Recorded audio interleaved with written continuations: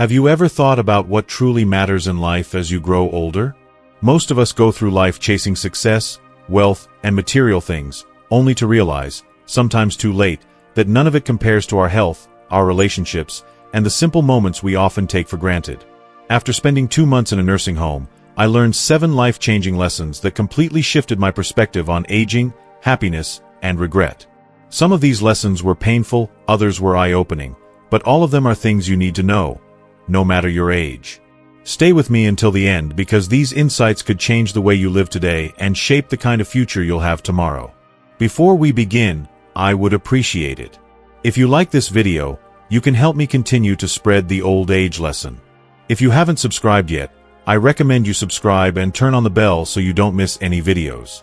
If you like this video, please comment number 1. If you don't like it, comment number 0 to let me know so I can make a better video for you. Now, let's get started. Number 1. Loneliness is the greatest disease. When people think about nursing homes, they often picture a place where seniors receive medical care, regular meals, and a safe place to live.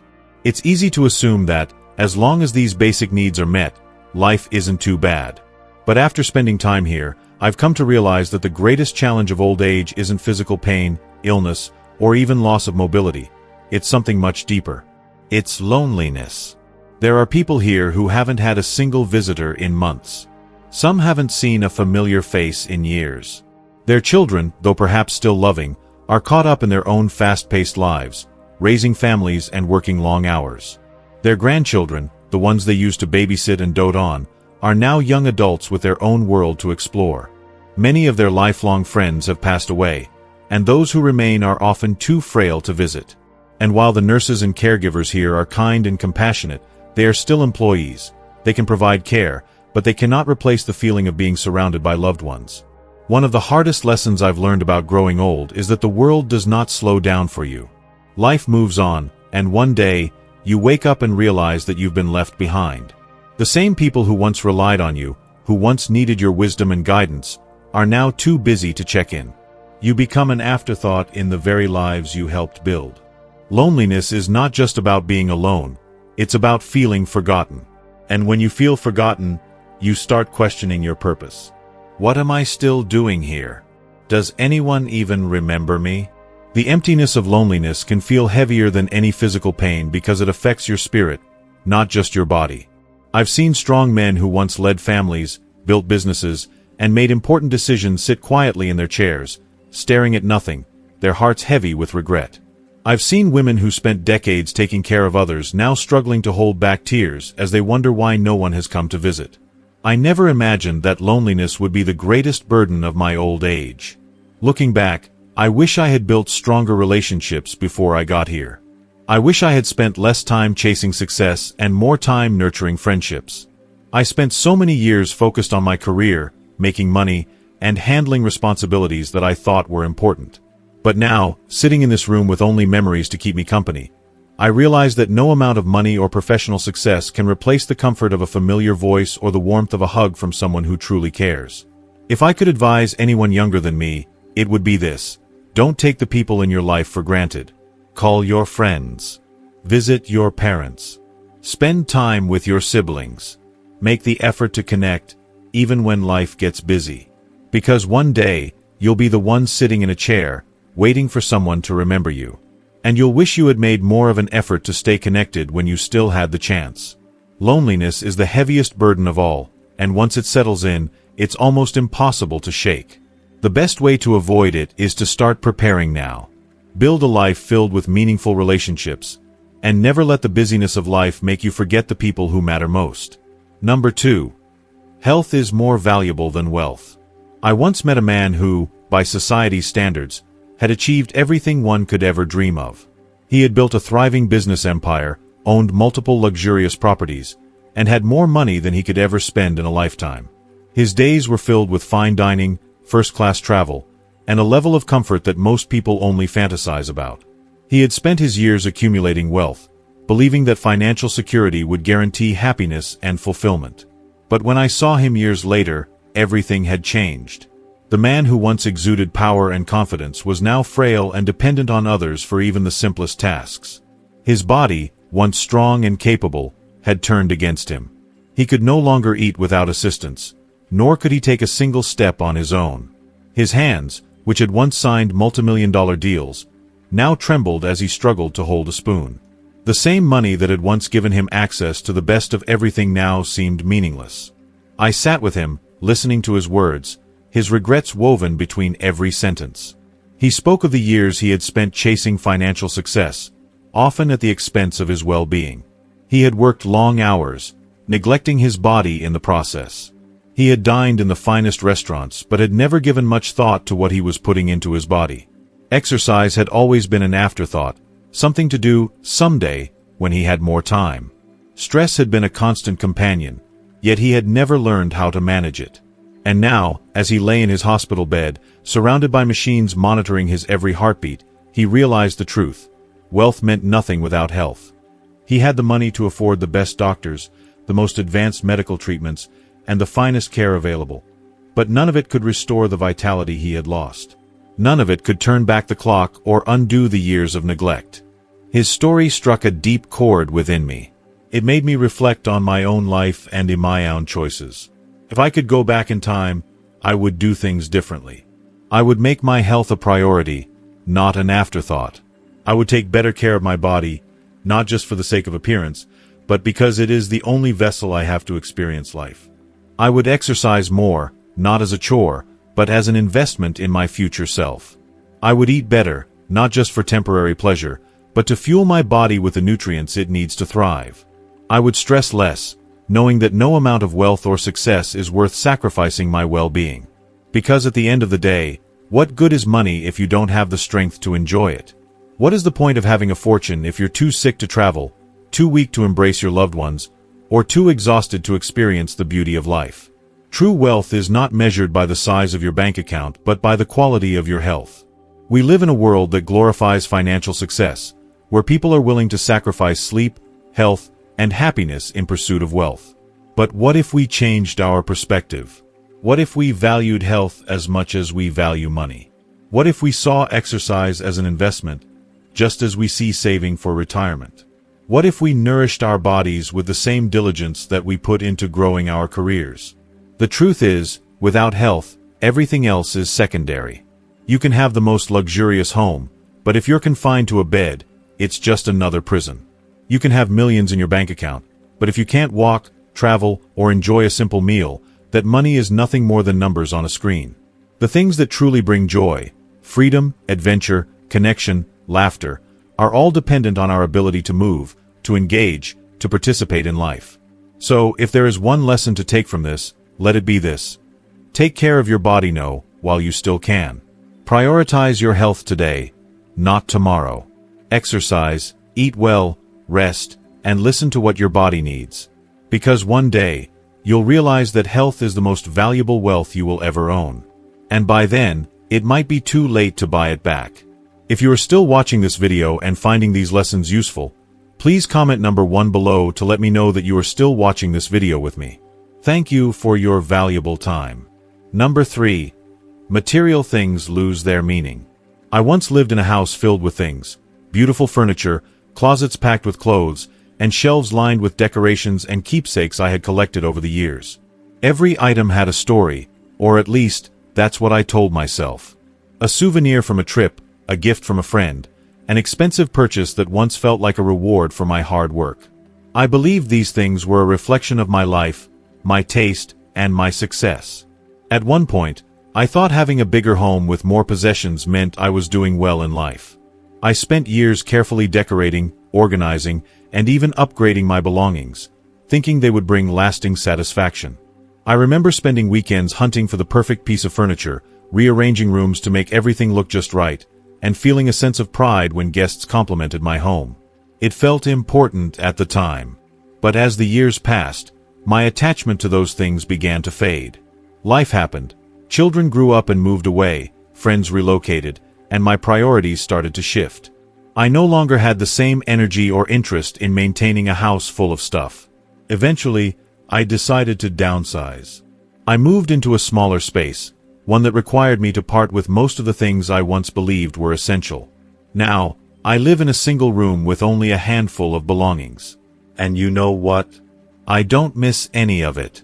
Not the fancy dishes I only used on special occasions, not the expensive clothes that sat in my closet untouched, and certainly not the countless decorations I once thought made my home feel warm and inviting.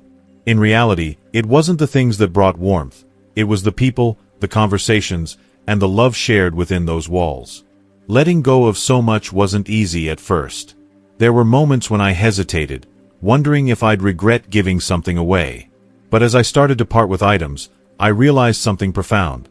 The things we spend our lives accumulating eventually become meaningless. They're just objects, temporary, replaceable, and often forgotten. What truly lasts are the moments we create, the relationships we nurture, and the memories we carry with us.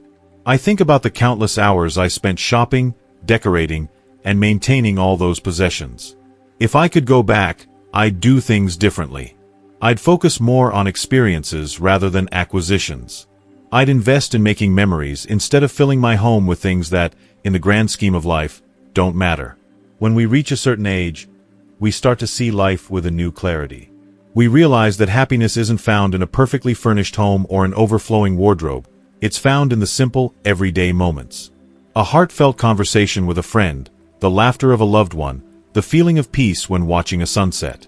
These are the things that truly enrich our lives. Now, I cherish the space I live in, not because of what's inside it, but because of the freedom I feel. I'm no longer burdened by the need to own, collect, or impress. My days are lighter, my mind is clearer, and my heart is more open to what matters. If there's one thing I've learned, it's this: material things will come and go, but the love, joy, and memories we create will always be priceless. Number 4. Independence is precious. Imagine waking up in the morning, stretching your arms, and getting out of bed without a second thought.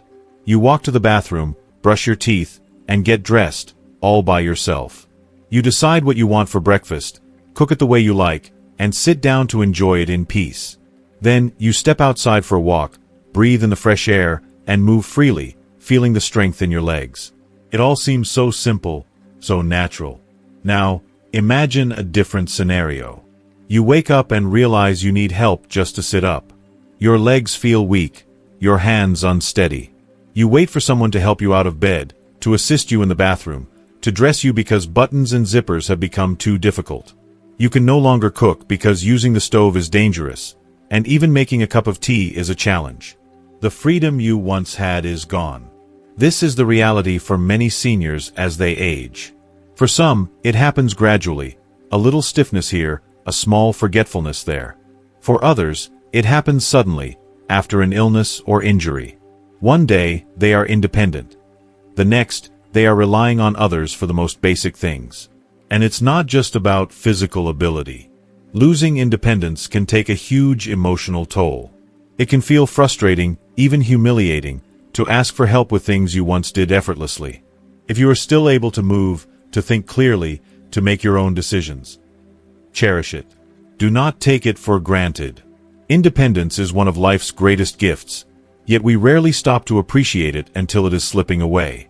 Stay active, take care of your body, keep your mind sharp, and hold on to your ability to live life on your terms for as long as possible.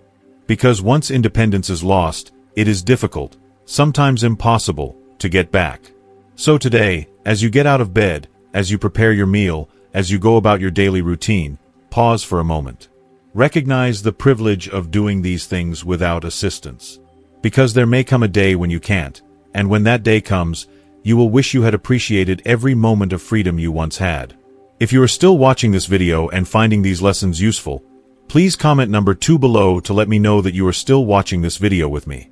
Thank you for your valuable time. Number 5. True happiness comes from simple things.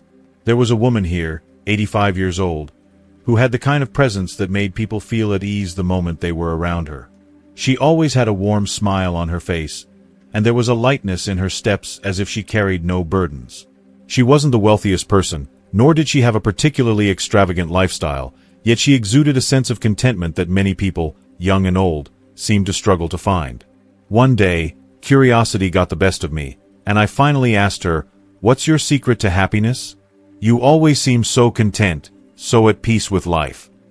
She gave me a knowing smile, the kind that comes from years of wisdom and experience, and said, "I don't think about what I lost.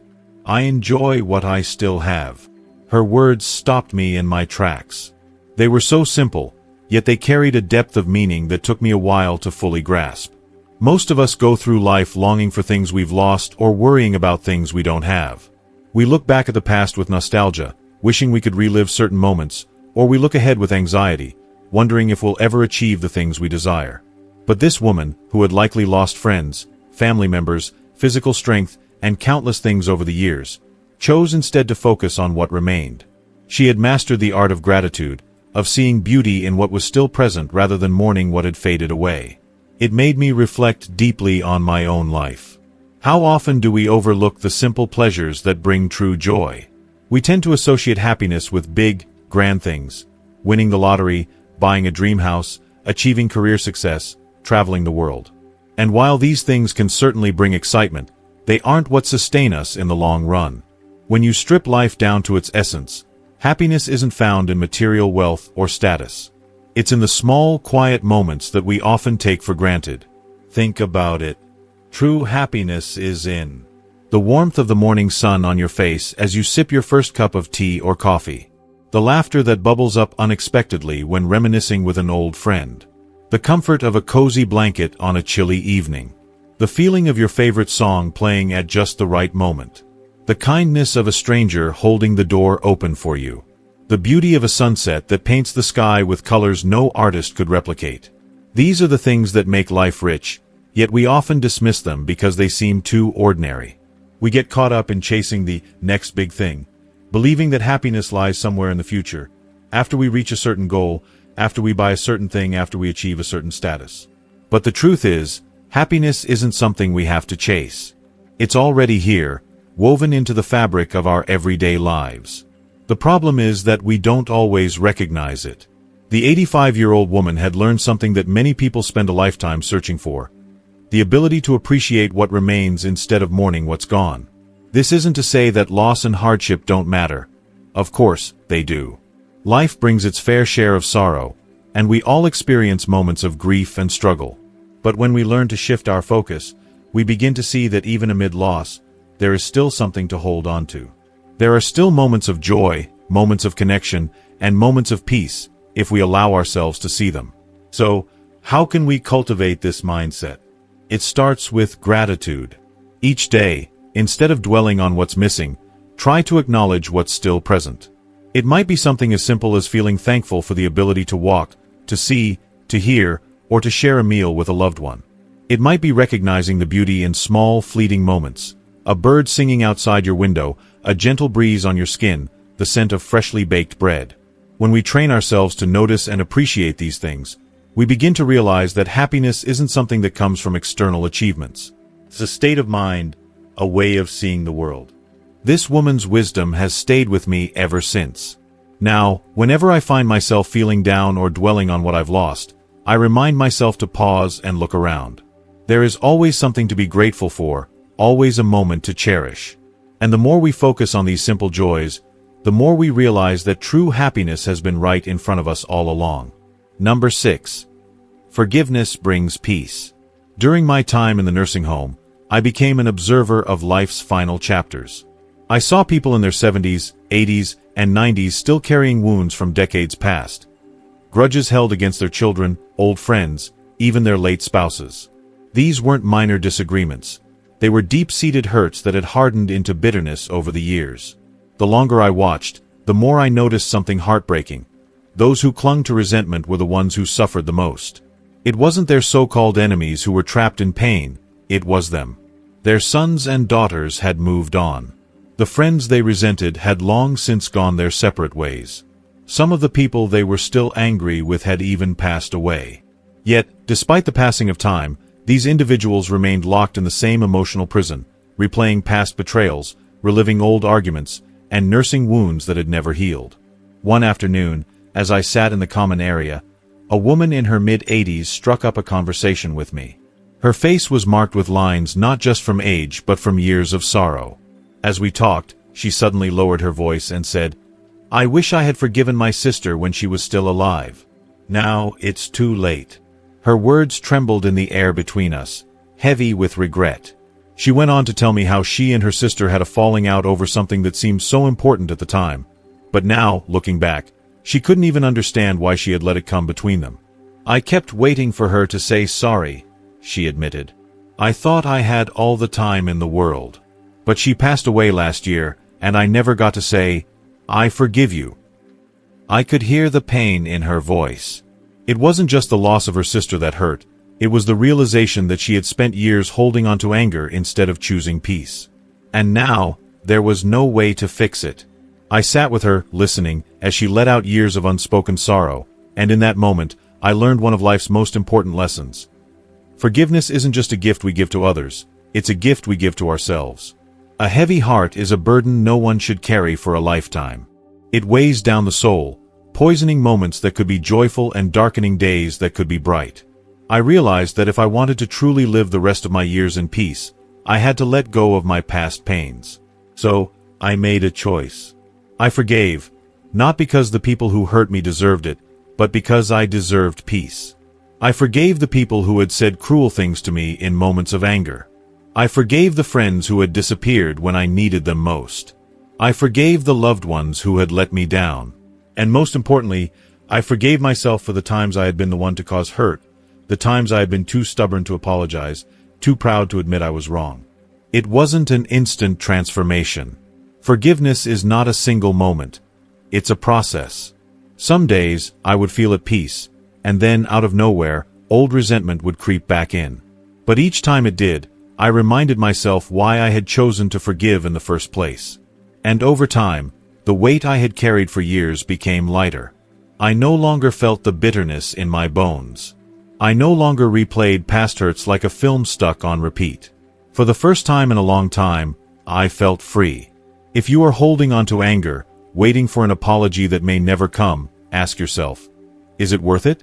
Is holding on to resentment helping you, or is it only stealing your joy? If there is someone in your life you need to forgive, do it now. Not for them, but for you. Because at the end of life, peace is worth more than pride. When you take your final breaths, you don't want your last thought to be, "I wish I had let go sooner." Let's go now. Lighten your heart. Give yourself the peace you deserve. If you are still watching this video and finding these lessons useful, please comment number 3 below to let me know that you are still watching this video with me. Thank you for your valuable time. Number 7.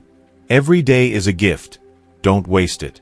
One morning in the nursing home, I woke up to the sound of hushed voices just beyond my door. There was an unusual stillness in the air, a quiet that felt heavier than usual. As I got up and made my way down the hall, I noticed the way the nurses were speaking in soft tones, their expressions somber. I soon learned that one of the residents, a man who had been sitting at our dinner table just the night before, had passed away in his sleep. It didn't seem possible. The evening before, he had been full of life, laughing, reminiscing, and telling stories about his younger years. He had a way of drawing people in with his tales, painting vivid pictures of his childhood adventures, his career, the family he had raised, and the places he had traveled. He had spoken with such warmth and humor that no one could have imagined he wouldn't wake up the next morning. And yet, just like that, he was gone. The news hit me in a way I hadn't expected. I wasn't related to him, and I hadn't known him for long, but his sudden passing stirred something deep within me. I sat in my chair by the window that morning, staring out at the trees swaying gently in the breeze, and I felt an overwhelming realization settle over me. Life is fragile. No matter how strong we feel, no matter how careful we are, no matter how much we try to plan, tomorrow is never promised. One moment, we are here, laughing, dreaming, making plans for the future. And the next moment may never come. And yet, how often do we live as though we have all the time in the world? We waste so much of our lives on things that do not matter. We dwell on worries that may never happen. We carry regrets like heavy luggage, even though the past is beyond our control. We allow anger and resentment to linger, pushing people away over things that, in the grand scheme of life, are insignificant. We convince ourselves that we'll have time later, to say what we mean, to do what we love, to make peace where peace is needed. But the truth is, time waits for no one. I thought about that man's life, how he had lived it fully, how he had found joy in simple moments, how he had spoken so lovingly about the people he cherished. I thought about how, in his final days, he had smiled more than he had complained. He had laughed, shared his wisdom, and enjoyed the company of others. Then I thought about all the people I had met over the years who lived differently, those who had let fear stop them from chasing their dreams, who had let grudges define their relationships, who had let their years slip by without truly embracing them. The biggest lesson I learned in that nursing home? Live while you still can. Don't wait for the perfect moment. It will never come. The perfect moment is now. Tell the people you love how much they mean to you. Not tomorrow, not next week, but today. Pick up the phone. Write the letter. Say the words that have been sitting in your heart for too long. Make memories, not excuses. Take the trip you've always dreamed of, even if it's not under ideal circumstances. Wear a special outfit, even if there's no occasion. Dance, even if you feel silly. Sing, even if you're out of tune. Do the things that bring you joy, no matter how small, because those are the moments that will matter in the end. Wake up each morning with gratitude, knowing that each sunrise is a gift. Stop rushing through life, waiting for happiness to arrive in some future moment. It is here, right now, in the laughter of a friend, in the warmth of a hug, in the taste of a favorite meal, in the simple pleasure of a walk in the fresh air. I spent 2 months in that nursing home, and in that short time, I saw both peace and regret in the eyes of those around me. Some had lived lives filled with adventure, love, and purpose, and they met their later years with contentment.